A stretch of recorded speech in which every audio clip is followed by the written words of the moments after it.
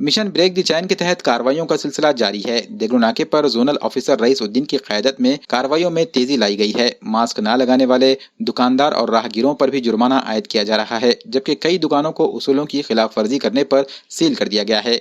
बड़े पैमाने पर की जा रही इस कार्रवाई के जरिए कोरोना को फैलने से रोकना है। जोनल ऑफिसर रईसउद्दीन के साथ पुलिस की टीम भी सरगर्म है। जगह जगह बाइक सवारों के चालान फाड़े जा रहे हैं। जोन नंबर 5 से 5 जो इतवारा है उसमें हमने आज 14,000 फाइन वसूल किया है 70 लोगों से 200 के हिसाब से।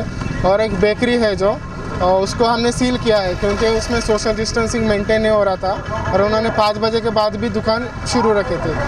तो उनका यही कहना है, हमारी लोगों से बहुत ज़्यादा गुजारिश है, अपील है कि आप कृपया सोशल डिस्टेंसिंग को फॉलो करें, 5 के बाद दुकान चालू मत रखें और प्रशासन को कोऑपरेट करे, जियो और जीने दो, यही मैसेज है। ये सील अभी 5 दिन तक रहेगा बेकरी का।